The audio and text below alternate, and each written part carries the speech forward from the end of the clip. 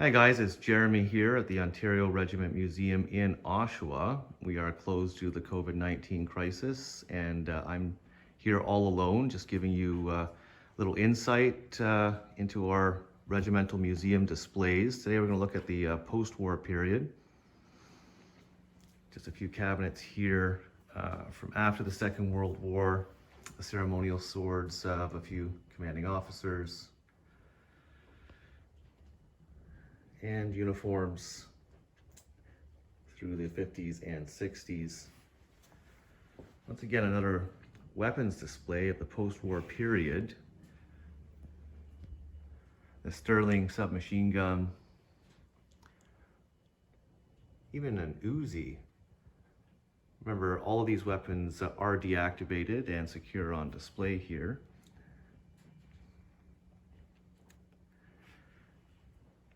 And then we move into one of the most important conflicts in our recent history, the Afghanistan mission. And yeah, the displays are all turned off, but here's a new display, bilingual.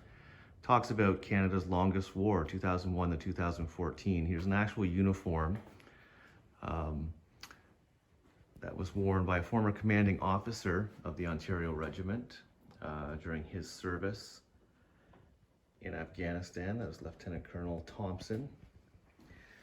And then a display showing some of the many items that came back from Lieutenant Colonel Thompson and other members of the unit. Over 50 members of the Ontario Regiment served during the Afghanistan conflict. Very popular Tim Hortons hat from the Tim Hortons in Kandahar. A tribute to the other services of the Afghanistan conflict, the artillery, the infantry, of course, the engineers and the Armored Corps. And here's an interesting artifact. It's actually not from the Afghanistan conflict. This is a memorial helmet created by a local secondary school. At the end of the conflict, they took a Canadian helmet and they put a name and a message for every Canadian that was killed during the conflict, both military and civilian.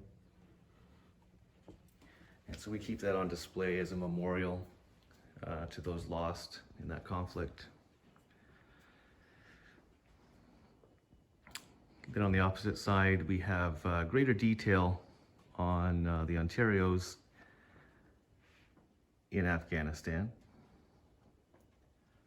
and the names of all those who served. And thank goodness every member of the regiment came home safe.